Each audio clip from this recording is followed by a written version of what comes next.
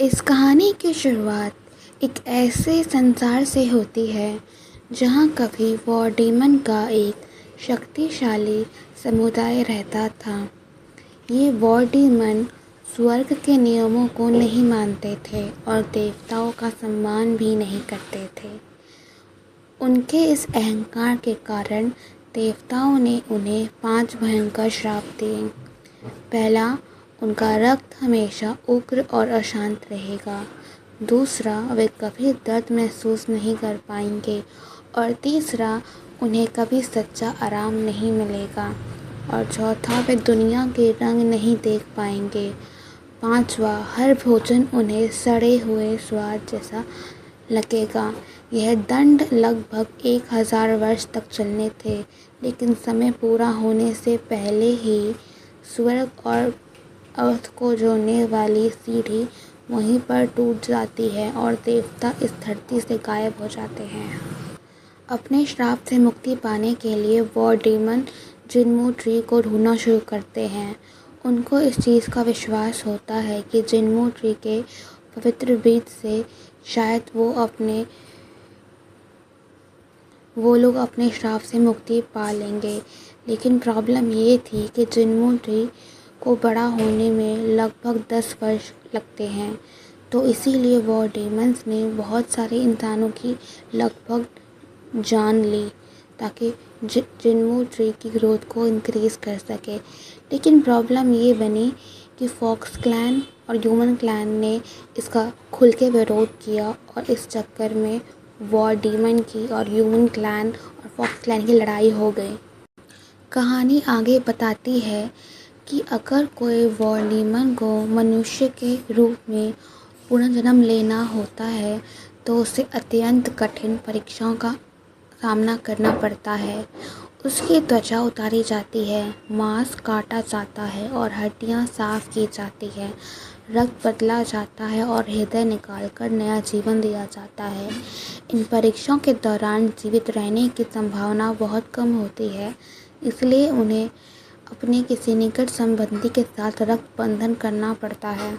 इसके बाद हम कहानी में मिलते हैं शिनमय से, जो कि शिनमय मैनर की एक मास्टर होती है। उसके जो गुरु होते हैं वो शिनमय मैनर के चीफ होते हैं, जिनके सिर्फ 2 डिसाइपल होते हैं, जिनमें से एक वो खुद होती है।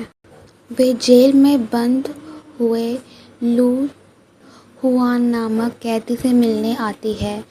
लू हुआन पहले काउंटी का सम्मानित मजिस्ट्रेट था, लेकिन अब मृत्यु दंड का कैदी है। शिनमय उससे विवाह का प्रस्ताव रखती है।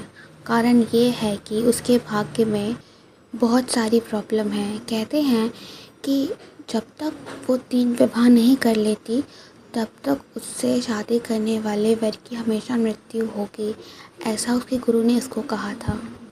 शिनमय लॉर्ड लू से पूछती है कि तुम मुझसे शादी क्यों करना चाहते हो, तो वो बोलता है मेरा कोई फैमिली नहीं है, मेरे आसपास मेरे कोई भाई बहन नहीं है, मेरे माता पिता नहीं है, तो अगर मैं मर जाऊंगा कल को तो मेरे लिए शायद कोई रोएगा भी नहीं बैठ के, इसीलिए मुझे शादी करनी है। नेक्स्ट सीन में हम ये देखते हैं कि शिनमय उस जेल से चली जाती है और वो अपनी आंट के घर जा रही होती है।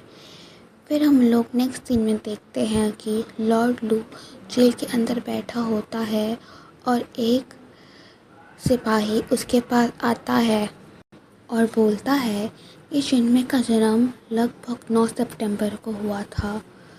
एक प्रीस्ट की भविष्यवाणी के हिसाब से 9 सितंबर को जन्म लेने वाले बच्चे एक्चुअल में वर्ल्ड की सेवियर होंगे। इस चक्कर में उनको हेवनली टैलेंट कहा जाने लगा। पर कुछ वियर्ड हुआ, उसके बाद से हर एक बच्चा 9 सितंबर को पैदा होने लग गया, हर एक डिसाइपल। और वो ये भी बोलता है कि शिनमय एक बॉर्न कल्टिवेटर है, जो कि बहुत रेयर होता है।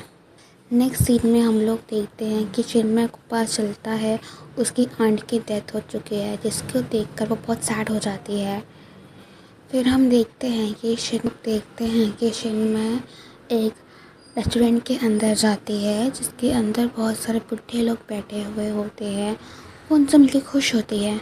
फिर सब लोग उससे पूछने लग जाते हैं कि अब तो तुम इमॉर्टल हो गई हो, तो तुम तो फ्लाई कर सकती हो, तुम बहुत ज़्यादा ज़िंदा रह सकती हो, तुम्हारे पास बहुत मैजिकल पावर्स होंगी।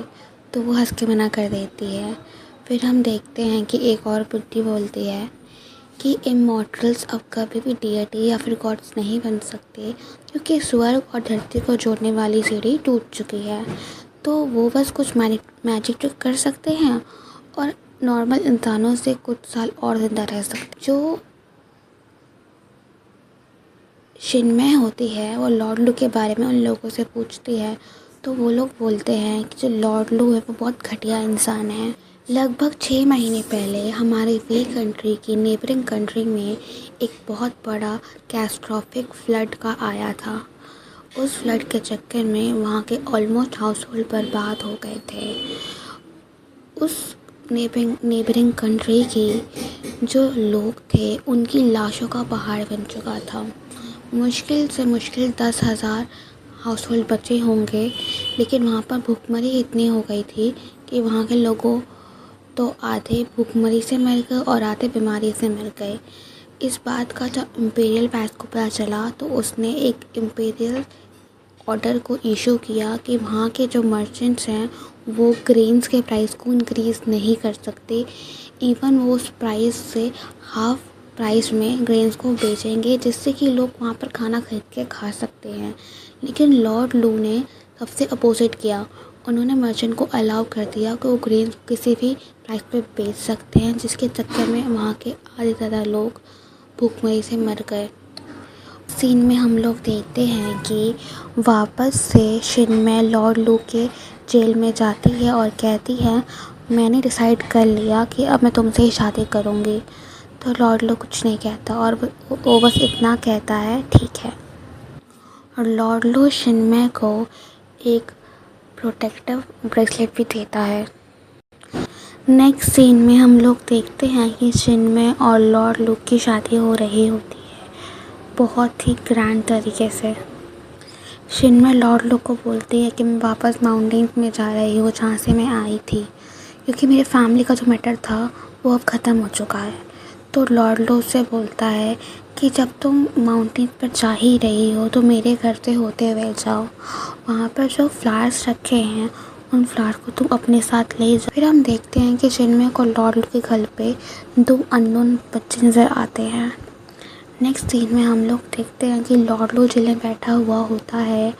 उसके सामने एक ऑफिशियल आकर बोलता है कि अब तुम्हें एग्जीक्यूट करने में सिर्फ और सिर्फ 2 दिन बचे हुए हैं, सो बी रेडी।